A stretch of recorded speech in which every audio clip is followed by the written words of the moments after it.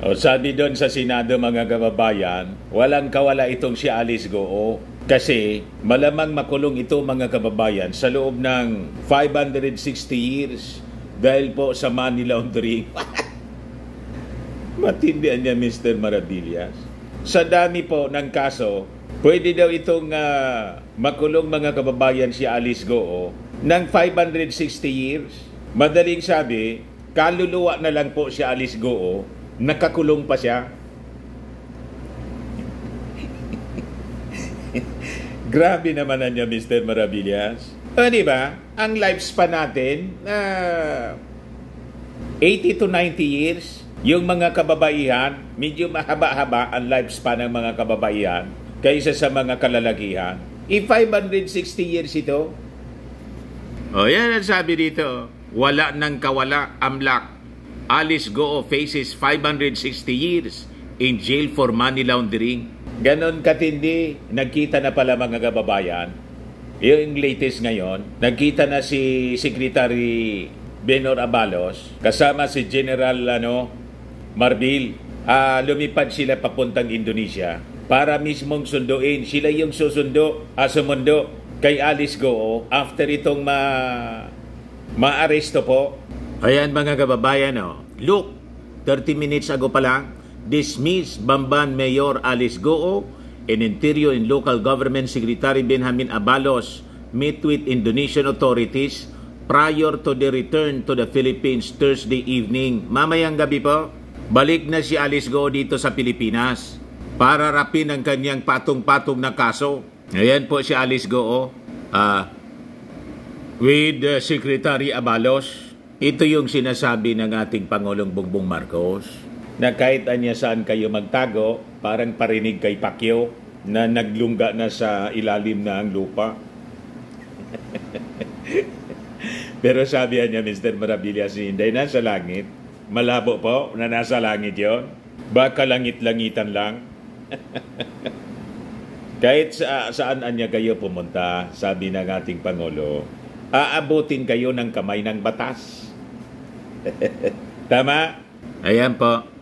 Sabi dyan, the AMLAC together with the Presidential Anti-Organized Crime Commission has filed 87 counts of money laundering against Alice Goo at yung kanyang sibling na si Sheila Goo, Cassandra Ong, and 28 others for alleged involvement in the operation of Pogos. Ngayon, sabi rito, after getting the confirmation from ARPON, Senate Deputy Minority Leader Risa Ontiveros, who chairs the subcommittee handling the inquiry, informed Sheila Goo that she and other accused will be imprisoned for more than a lifetime. So, kahit kunin natin yung 7 years minimum times 87, medyo matagal-tagal po yon. Ano pa ba yon? 560 years, more or less? Thereabout. So, medyo lampas pa po sa isang lifetime. Kahit doon sa minimum na 7 years, yung bawat count ang ibig sabihin. So, kahit sa isang count lamang, so, ganon, mga kababayan, kahaba, 87 counts, i-multiply mo na. Kaya kaluluwa na lang po si Alice Goo, nakakulong pa siya. Kailangan pa niya, mga kababayan, na pagsilbihan yung sentensya. Grabe naman na niya, Mr. Maravillas. Ganun ang batas eh. Patay na siya, mga kababayan, matagal na, 500 years, parang sumubra pa sa panahon ng pag-okupa ng mga Kastila sa Pilipinas. Di ba? So sabi ni Risa Ontiveros, pag-isipan niyo po sana ng mabuti, Miss Sheila, yung narinig ninyong sagot ng AMLAC sa atin. So sabi ni Risa Ontiveros, slowly we are seeing the full extent of the criminal activities of the sham and dismissed mayor. At malapit na rin nating maungkat sino ang mga tumulong, nagpayaman, nag-enable at sa mga nakalipas na buwan at linggo kumupkup sa kanya. Yung warning ng ating Pangulong Bongbong Marcos, heads will roll doon sa mga tumulong para makatakas. Botit na huli ng mga Indonesian authorities. So, ibabalik na siya dito mga kababayan sa Pilipinas para harapin yung kanyang mga asunto. So, pakinggan natin yung porsyon ng Senate hearing kanina po. And until today, ongoing pa po siya. Hindi pa siya tapos mga kababayan. Napakahaba yung hearing. AMLAC. Sino pong nandito para sa AMLAC?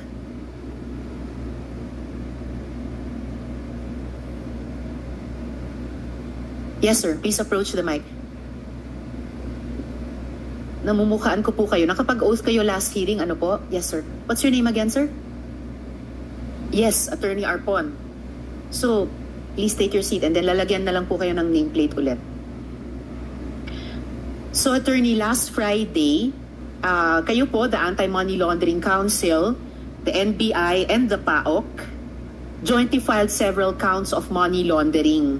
No? I-Pilipino ko na rin para ganap ding mapakinggan ni Ms. Sheila yung sagot nyo. This is importante itong tanong at yung sagot ng AMLAC sa inyo rin, Ms. Sheila. So, nung Biyernes, kayo po sa AMLAC, ang NBI at saka ang PAOK, jointly po kayo naghain ng several counts ng money laundering laban kay Alice Guo, kilala din bilang Guo Huaping, kasama si Sheila Guo at iba pang mga individual. Ano po yung pwedeng parusa kay Sheila Guo sa mga kasong ito? Magandang umaga po, Your Honor. Well, under the Anti-Money Laundering Act, the Commission of Money Laundering carries with it the penalty of imprisonment. Ganong katagal po yun?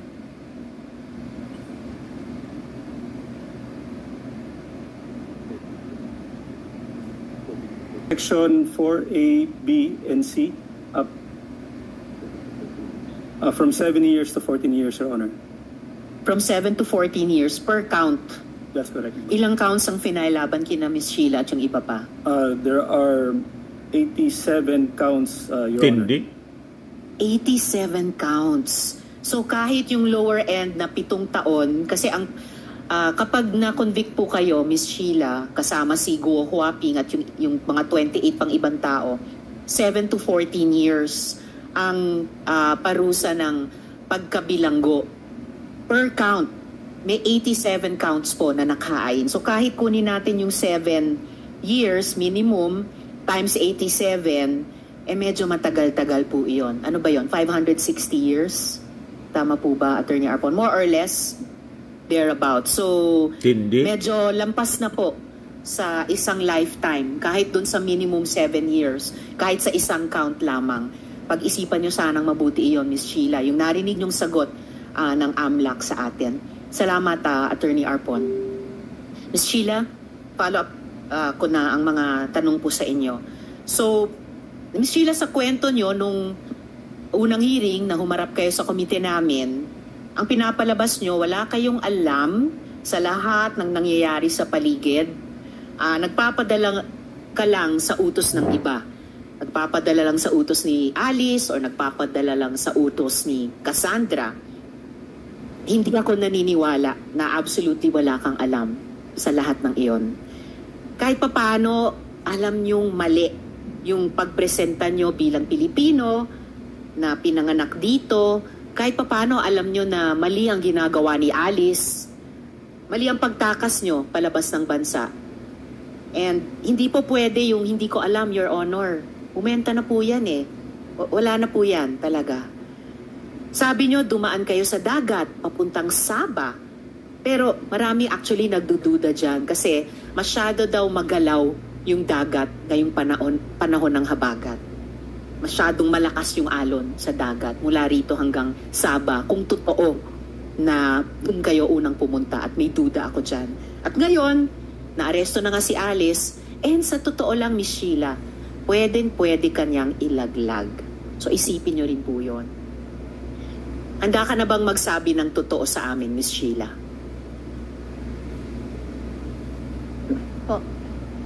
Opo.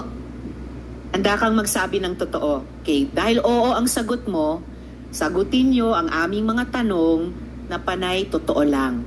Walang pagsisinungaling. So sa totoo lang, ang dami ng butas ng original na kwento mo sa amin. Dumating sa farm sa Bamban, tapos pagkatapos ng dinner, nagbiyahe sa van ng may 4 na oras hanggang hating gabi. Tapos sumakay ng small white boat ng 5 oras. Tapos lumipat ng big boat at nagbiyahe ng 4 hanggang 5 o 3 hanggang 5 araw. Tapos napadpad sa Siembenna. Sa English ay Semporna. Yung Semporna na yan nasa Sabah, Malaysia. Kung talagang sa Semporna kayo pumunta. Ang hirap paniwalaan actually na 3 kayo, ni na Alice, bilyones ang pera ninyo, nga? Pinaghahanap ng buong bansang Pilipinas, i-expose nyo ang sarili nyo sa ganyang delikadong biyahe sa dagat. Kaya, bibigyan kita ulit ng pagkakataon magsabi ng totoo. Kino-confirm mo pa rin ba yung komplikadong rutang iyon na kwento mo sa amin nung unang hearing? Or sasabihin mo, aaminin mo na kwento-kwento lang yan?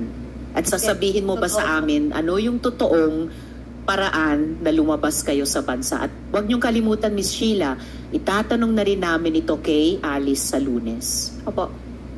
Totoo po. Totoo lahat ng kwento mo sa amin noon? Sabihin mo na dito sa amin dahil pwede ka talaga mahuli kung nagsisinungaling ka pa rin. Anong sinakyan niyo nung bumaba kayo mula sa van? Ano po? Galing sa Bamban, sumakay kayo ng van ng ilang oras hanggang hating gabi pagkatapos ng hapunan. Pagbaba niyo sa van, saan kayo sumakay? Sa isang pier. Sa isang? Isang pier ata. Matidim kasi, gabi na po. Sa isang pier. Saang pier kayo sumakay? At hindi ako maniniwala na hindi nyo maalala yung basic details ito. Hindi ko talaga alam yung lugar. Saang pier yan? Sa Jumalig ba yan? Sa Quezon? Sa Batangas ba? Sa Zambales tulad ng tinatanong ni Sen. JV? Sa Palawan? Saan? Ang alam ko kasi papuntang dumaan kami sa maning tawag ng toll gate papunta Skyway. Dumaan kayo saan? Sa toll gate na manitawag. Balintawak? Pagpuntang Skyway. Skyway. Tapos? Diretso na yan. Hindi ko alam kung saan na yun. Yung lugar na yan. Southbound? Mula Tarlac, dumaan kayo sa Bulacan. So, pa-south. So, papuntang Batangas, Southern Luzon. Hindi ko alam kung south o saan. Basta alam ko, akit Skyway. So, pero malamang, kung galing ng Tarlac, dumaan ng Bulacan, pababa. Hindi naman magto-trouble bumaba ng Bulacan, U-turn, pa-norte na naman. So, pa-south kayo. Hindi ko alam. Alam na namin yon. Yung buong fishing, yung malaking fishing boat, sabi mo, 4 na araw ang biyahe nyo doon. Na mahirap paniwalaan sa panahong maalon ngayon. Tapos yung baba nyo, sabi mo, sa Chinese ay Siembenna. Do you still swear that under oath, Miss Sheila? Ano po? Nanunumpa ka pa rin ba na pagkatapos ng ilang araw ng biyahe sa dagat na sinasabi mo, sa Siembenna kayo bumaba? Pagdating, bago sa Siembenna, may isunto sa amin yung isang small na maliit ng ng pool. Bago lating sa Siembenna. Okay. So, pero ini-insist nyo pa rin sa Siembenna kayo bumaba eventually? Sabi West, tanong kasi pagdating doon, tanong ko kay Wesley kung saan tayo. Sabi niya Siembenna. Okay. Maaari mo bang i-describe sa amin yung itsura ng Siembenna na yan? Hindi ko masyado kasi beach yata yun. Palang beach na may buhangin. Siyempre naman, beach. So may buhangin. Ano pa? Yun lang po kasi umaga na ata kami nating doon. Umaga. So may araw na. Ano pang nakita mong detalye ng beach sa Siembenna? May tao pero hindi ka May kaunting... Palang turista ata yung tao na yun. Naalala mo ba kung Napakasinungaling natatakan yung passport mo? Kwento mo nga kung yung passport mo doon sa Siembenna.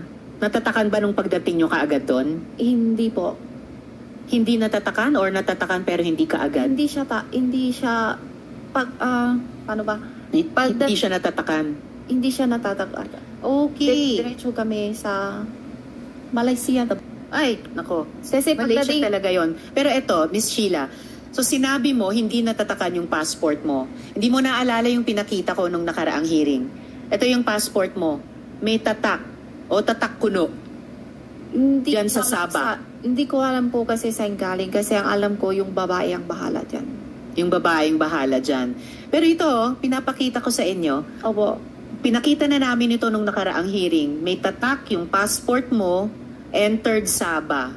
Alam ko. So may tatak. Opo. Ang problema, hindi nagmamatch ang stamp sa totoong dapat na stamp kung Sabah talaga ang baba ninyo. According to these stamps, July 18 or basa ng iba July 19 kayo pumasok sa Malaysia, pero via Kuala Lumpur. Kasi yung ganyang klaseng stamp daw ay itatatak lang sa passport kung galing ng KL. Ha? At July 19 ka lang pumasok sa Sabah. Ayon sa stamp na yan. Sa makatuwid, nauna ka dapat sa Kuala Lumpur kaysa sa Sabah. Pero ang kwento mo noon hanggang ngayon, mula Pilipinas, galing sa Sabah. Dumaan muna ba kayo sa Kuala Lumpur bago sa Sabah? Kuala Lumpur po. Miss Sheila naman, Malaysia din. Oh, Malaysia. Kasi pagdating kami sa Sempen na, may ano pa, biyahe pa kami. Biyahe kami, tapos dalating sa isang lugar, Malaysia na yan. Nakainan alaw kasi kami doon. Bago tayo dun sa mga pinuntahan nyo pagkatapos ng Sabah, kung talagang pumunta kayo sa Sabah, kasi pati dyan sa stamp na yan may duda eh. Sheila, sasabihin ko sa inyo yung napag-alaman namin galing sa mga kaibigan naming napagtanungan sa Sabah mismo kung saan kuno stinamp itong stamp sa passport nyo. Sila ay galing sa Democratic Action Party, sister party ng Akbayan Party sa Malaysia, at wala silang dahilan magsinungaling tulad ng duda namin sa sinasabi mo. Ayon sa kanila, wala kayong legal entry sa Sabah. Pati yung stamp sa passport na nag-i-indicate na dumating kayo sa Sabah, fake daw yung stamp na yan. Kinumpara nila sa totoong stamp na dapat tinatatak sa Sabah. Pero ang nakukumpirma nila, ito credible information na ng aming komite, subcommittee, dumating kayo sa Kuala Lumpur noong July 18. Kaya ang gusto kong malaman, paano kayo nakapasok, Sheila, sa Siemben na, kung totoo ito, at paano naman kayo dumating sa Kuala Lumpur? Yung tatag lang yung passport na hindi ko alam. Basta, pagdating kami sa Siemben na, may biyahe kami sa isang lugar. Bago yun, Miss Sheila. Bago tapos ang Siemben na. Wala. Bago ng Siemben na, kung ayaw mo talagang sabihin na dumaan kayo sa Kuala Lumpur. Wala po. Dumaan ba kayo sa Bali, Indonesia, bago itong Siemben na? Bago Yun itong hindi Sabah? ko po alam. Basta yun na yung biyahe ko. Hindi mo rin alam kung dumaan kayo ng Bali, Indonesia? Wala. Hindi kami Wala. Ganito. Kasi panay kwentong barko ang pinag-uusapan natin. Sumakay ba kayo ng eroplano? Hindi po. Ever? Sa buong biyahe ninyo? Hindi po. Mula Pilipinas hanggang Malaysia, hanggang Wala po. hanggang Indonesia, Singapore ang mayroong eroplano mo. Malaysia to Singapore. Malaysia to Singapore. Buti na lang inamin mo na nag-eroplano kayo mula Malaysia, Singapore. Dahil imposible talagang hindi kayo sumakay ng eroplano. Opo. Kasi ang stamp ng passport mo, entry stamp to Kuala Lumpur via Kuala Lumpur International Airport. Naalala mo bang dumaan kayo sa isang Malaysian airport bago sa Sabah? Meron. Malaysian airport. Bago Siemben na. Wala po eh. Wala rin. Pero itong verified information namin mula sa isang official na grupo sa Malaysia na yung tatak na entry stamp sa Kuala Lumpur galing sa Denpasar, Bali. Naalala mo, dumaan kayo sa airport sa Bali papuntang Kuala Lumpur International Airport? Wala po. Hindi rin. Ako, Miss Sheila, yung situational awareness nyo, dapat talasan ninyo para makapagsabi kayo ng kompleto at totoo sa amin. Kasi po, Siempen na to isang Malaysia, hindi ko alam kung yung Sabah na sabi nyo o ano. Yung Siempen na mismo ay Sabah. Sabah? Eh di, pagdating yan sa Sabah na yan, may sakay kami aeroplano pupunta sa Malaysia, yung Kalumpo na sabi nyo. Yun ba yun? Kuala Lumpur. Yung palang Metro Manila sa Pilipinas. Baliktad. Ang Tapos, alam nung makatapos. credible sources namin, nag-Kuala Lumpur muna kayo bago itong Siem Pen na o Sabah. Hindi po. Okay. So from Kuala Lumpur, paano kayo pumuntang Singapore? Aeroplano po. Aeroplano yon. So nag-airplane kayo ulit. In total, sa biyahe nyo mula Pilipinas hanggang nung nahuli kayo ni Cassandra Leong sa Indonesia, ilang beses kayo sumakay ng aeroplano? Sabah to Dalawa. Sabah hanggang Singapore, or Malaysia hanggang Singapore. Sabah, Malaysia at Singapore 2 beses po. So Sabah papunta sa ibang lugar sa Malaysia, tapos Singapore, tapos Malaysia to Singapore. 2 beses po. 2 beses nag-aeroplano. Kasama niyo pa ba si Alice papuntang Singapore mula sa Kuala Lumpur? Opo. Kasama niyo pa. So, eto pa isang gumugulo sa isip ko, Miss Sheila, ha? Ayon sa mga contacts namin sa Malaysia, kayo at si Wesley ay umalis sa Kuala Lumpur noong July 21, 2024. Bali malinaw na July 18 to July 21, nandun kayo sa Malaysia. Legally, gamit itong Philippine passport nyo. Pero si Alice ay dumating sa Kuala Lumpur, or at least dumating yung passport ni Alice sa Kuala Lumpur, pero wala siyang exit record. Di tulad nyo, alam namin kung paano umalis ng Malaysia papuntang Singapore. So, alam din namin na si Alice ginamit ang Philippine passport niya sa Batam, Indonesia, kung saan kayo nahuli ni Cassandra. Alam din namin na hindi nire-renew ni Alice o ni Go Huaping yung kanyang Chinese passport. So, ang tanong din namin, na hindi ko itatanong sa iyo, pero baka itanong ko rin sa iyo, paano wala siyang record sa Malaysia? Alam mo ba? Hindi po. Kasi sama naman kami. Next question. Sabi nyo, pabalik kayo sana sa Singapore from Batam. Kaya lang nahuli na kayo sa Batam. Opo. So bago Batam, Indonesia, nasa Singapore na kayo. Nasa Singapore na kayo, ba't pa kayo nag-Indonesia? Kasi sabi ni Wesley, gusto daw siya pasyal sa iba lugar. Hindi pa ba sapat yung pasyal sa Singapore? Sa Indonesia. Oh, sabi ni Sen Joel last time, ang gustong pagpasyalan ni Wesley ay sa Singapore. Okay, one related question from Sen Joel. I just wanted to put on record, Madam Chair, I don't even need to ask questions because I will wait for my turn. It's just that last hearing, Madam Chair, Miss Sheila Go made mention about it. I distinctly remember it. I'm sure the committee secretariat would bail me out. Ang sabi mo, Sheila, ang sabi ni Wesley, bored siya doon sa pinanggalingan niyo, kaya kayo nagpuntang Singapore. Yun ang sinabi mo last. Ms. Sheila, huwag mong interruptin ang senador, no? And wait to be acknowledged. Pwede mong sabihin ngayon na maaari kang nagkamali. Pero, ang narinig namin lahat, kaya ka pupunta ng Singapore dahil bored si Wesley. Ay, sorry po, baka mali lang ko ninig talaga kasi... So, ano yung totoo? Indonesia kasi ang naalam ko yung tanong so, ko. So Sheila, again, na-board sa Singapore, pumunta ng Indonesia kahit medyo naguguluhan kami doon. Hindi kasi sa Singapore. Ayan po ang breaking news ngayon mga kababayan from ABS-CBN. Former Bamban Tarlac Mayor Alice Go has been turned over to Philippine officials led by Interior Secretary Benhur Abalos.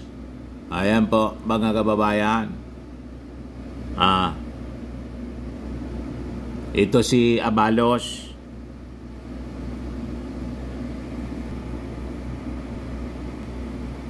Ngayon, yung mga kampo ni Maudigs, may na naman, may wild guess. Yan si MJ Kiambao Reyes. May not so wild guess. Go Wilson testify against the Dutertes and or people closely associated with the Dutertes. Look, mukha namang chami-chami siya with this administration. She's being treated well. Parang VIP, celebrity pa nga. Ayan ba, binibigyan na niya ng Malaysia. Idadawit daw ang mga Duterte. Siyempre, dawit man talaga. At saka yung mga associates ng previous administration. Kasi sila yung dahilan kung bakit nagpiesta yung mga pogo. Sino pa man? Yun man talaga ang tumbok nito. Kahit hindi ninyo hulaan. Yun man talaga kasi ito po ay nangyari during the previous administration. Yung pogo na konektado sa AGK, sa money laundering, pati human trafficking, konektado lahat. Kaya nga may quad committee hearing na ginagawa at nagkasabit-sabit na pati yung travel companion ni attorney. Di ba? Sabihin naman ninyo, political persecution. Pag nagkasabit-sabit kayo sa mga illegal activities, lagi ninyong sinasabing political persecution.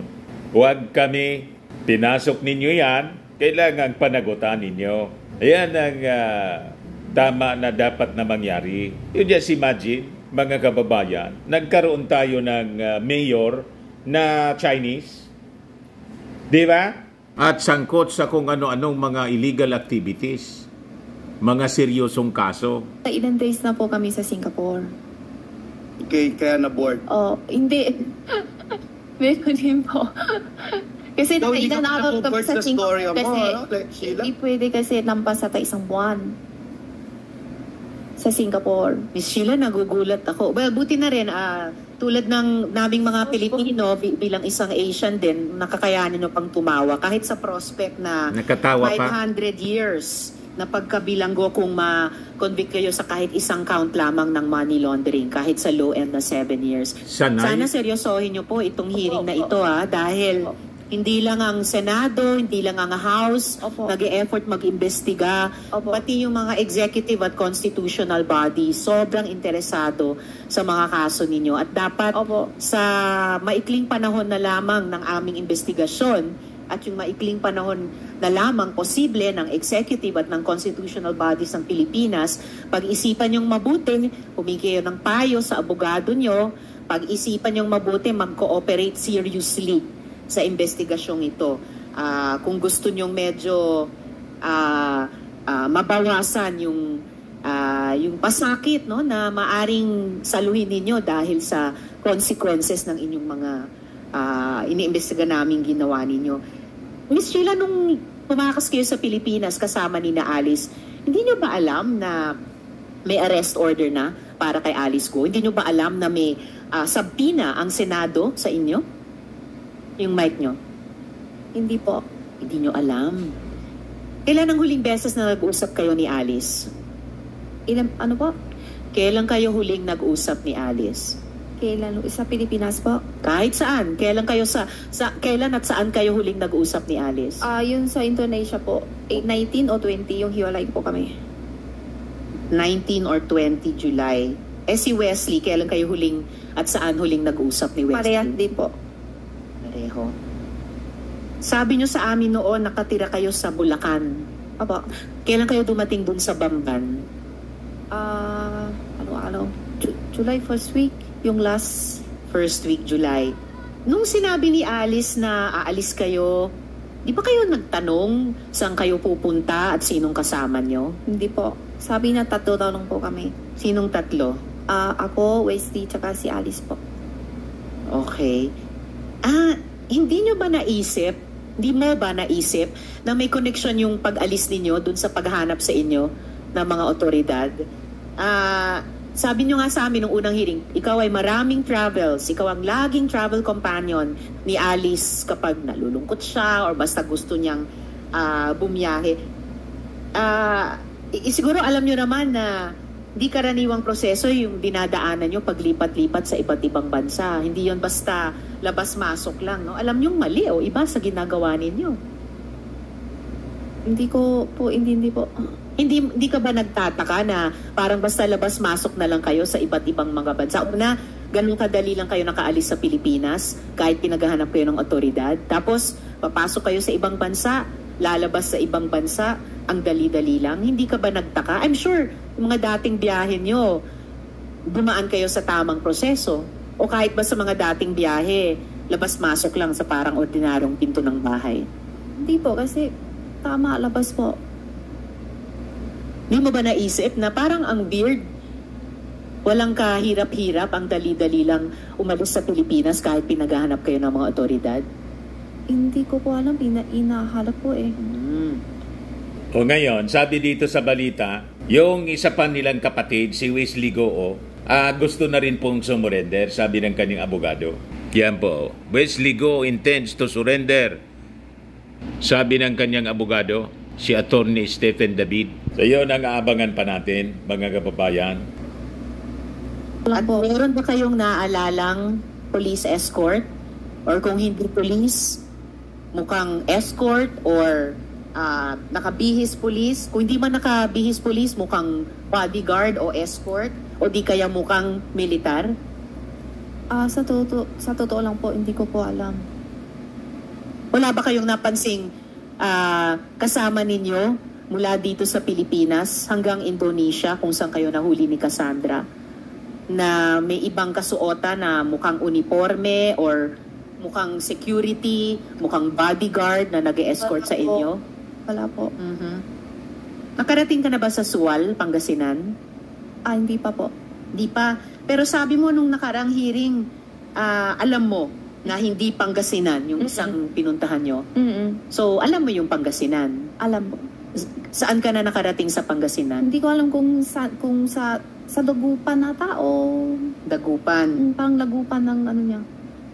May iba pa bang bayan ng Pangasinan kayo napuntahan na? Lagupan lang po ata. Ilang bayan sa Pangasinan ang napuntahan nyo na? Yun lang ang punta. Tsaka yung farm namin doon, hindi ko alam anong lugar. Saan yung farm nyo sa Pangasinan? Hindi ko alam anong lugar. Basta alam ko lang Pangasinan. Sa Sual ba yung farm nyo sa Pangasinan? Parang hindi po ito pangalan. Hindi. Baka malaman natin in the next, may 2 slides akong ipapakita. Sheila, anong alam nyo sa Alicel Aqua Farm? Wala po. Okay. Ipapakita ako. DTI record ng Alicel Aqua Farm. Ikaw ang nakaregister dito na owner. Sheila, paalala ha, under oath pa rin kayo. Ha? Sa iyo ba itong Alicel Aqua Farm? Hindi ko po alam. Miss Sheila, ito po ay dokumento ng Department of Trade and Industry. Certifying Malinaw po, Alicel Sheila Aqua Leal Farm Goo. sa Barangay Bakiden sa Sual, Pangasinan ay nakaregister. Napakasinungaling talaga po. Nakaregister sa inyo. Issued sa inyo ang certificate. Sheila Leal Goo. Nakikita ko yung paan nyo. Medyo ninenervyos kayo. Magre-relax po kayo kung magsabi kayo ng totoo sa amin. May alam ba kayo dito sa Alicel Aqua Farm? Talaga alam po. Paano hindi nyo alam to pero kayong nakarehistro dito sa issue ng DTI na Certificate of Business Name Registration? Baka ginamit ng yung ang pangalan ko po. Ginamit ang pangalan mo? Naku po, posible bang lumalabas talaga dito sa dokumentong ito? Pamilyar kayo sa Pangasinan kasi may business kayo dito ayon sa DTI mismo. O kaya ginamit yung pangalan ko na pang business lang po. Na hindi ko alam. So alam nyo itong business na ito? Itong Alicel Aqua Farm? Hindi ko po alam. Pero alam nyo na ginamit yung pangalan nyo sa business na ito? Siguro. Siguro. Siguro or alam nyo na ginamit ang pangalan nyo sa business na ito? Siguro kasi hindi ko... Siguro. Ay, nako. Kilala nyo ba si Mayor Dong Kalugay? Si Mayor Dong kilala po. Kilala nyo? Paano nyo siya nakilala? Kinain kami sa isang restaurant. Nagkita kayo sa isang restaurant? Kailan yon? Hindi ko matandaan kasi ilang taon na po eh. Ilang taon na? Ilang taon na mula nung nagkita kayo sa restaurant? Before pandemic ata. Before pandemic. So bandang 2019?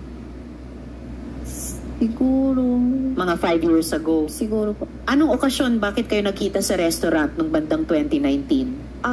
Sumama lang ako kay Alice po. Sumama kay Alice. So, si Alice ang may kilala kay Mayor Kalugay. Opo. Then, pinakilala kayo ni Alice kay Mayor Kalugay. Opo. Okay. Anong okasyon nun? Ano po? Anong okasyon kung bakit kayo sinama ni Alice sa restaurant at pinakilala kay Mayor Kalugay? Ano po? Sumusunod lang ako. Parang malalim talaga yung links mo sa suwal. Sumasama lang ako sa Sumasama. May isa pa akong ipapakitang dokumento. May ganitong ID kayo. Pwede nyo bang ipaliwanag to? Hindi lang DTI Certificate of Business Name na nakarehistro sa inyo.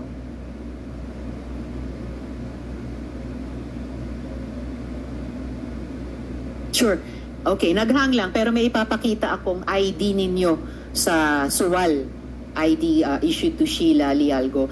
Habang iniintay natin yon, sa pagkakaalam mo ba, dahil, ayan, ito yung ID nyo, Municipality of Suwal, Account Insurance Membership, Sheila Lialgo. Pwede nyo bang i-explain yung ID nyo yan? Sorry po kasi hindi ko po alam. Hindi nyo alam. Hindi ko ID ko in-issue sa inyo, sa pangalan nyo at photo ninyo ang nakalagay. Opo. Ano? Pangalan ko.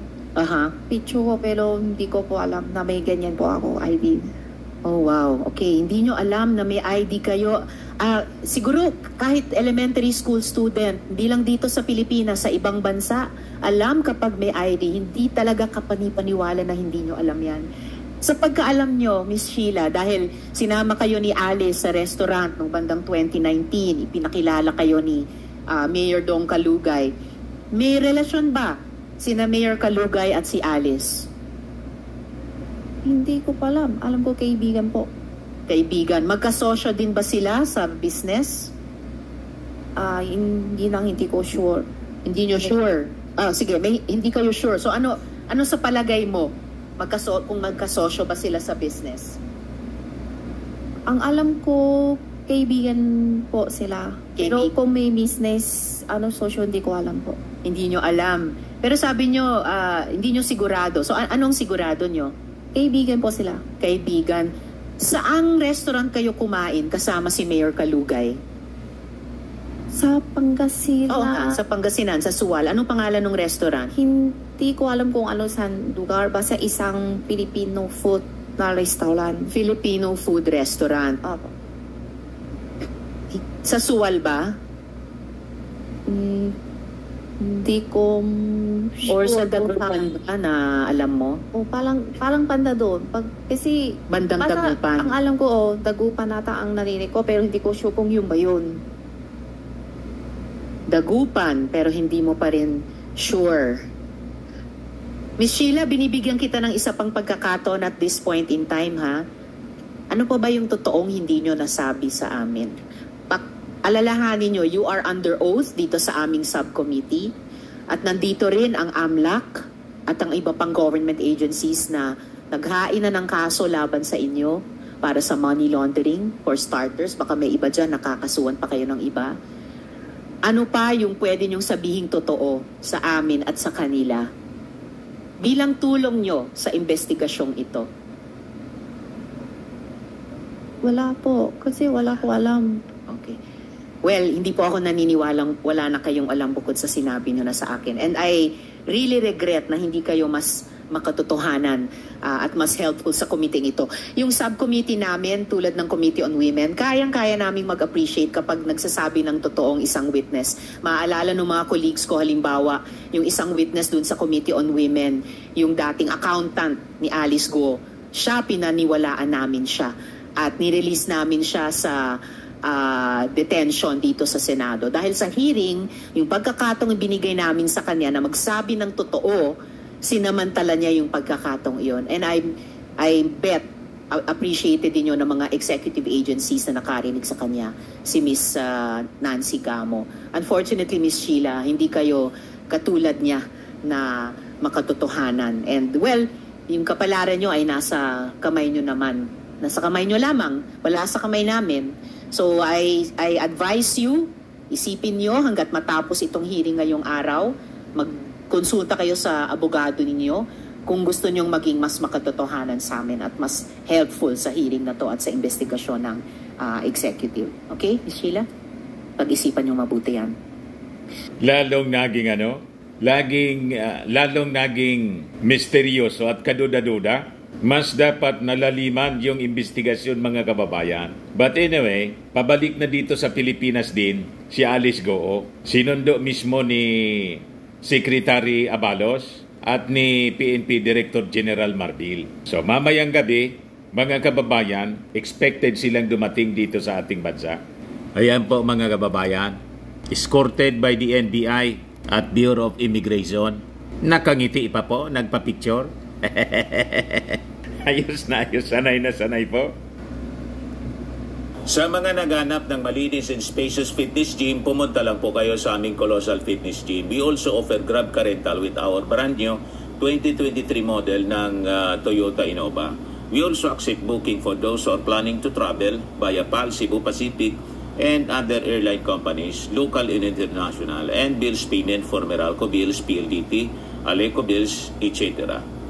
Ang Colossal Fitness Gym is located at 3rd floor Security Bank Building, Landco Business Park, Legazpi City, Albay. For inquiries, look for Chilon Maravillas. Contact number 0966-802-0949. Yan yung aming Innova. Lagi na pong matao sa amin. Pati mga foreigners po, tingnan ninyo. Mga British tourists sila. Ang lalaki ng katawan na, mga kababayan, nag-gym sa amin. Ito naman po, international. Ito mga mga European sila. Ito naman yung bago naming product na binibenta online, iGlow Serum. Whitening po siya galing sa South Korea. Tingnan ninyo yung epekto sa aking anak na architect entrepreneur, Riz Maravillas. For inquiries, look for Riz Maravillas on FB.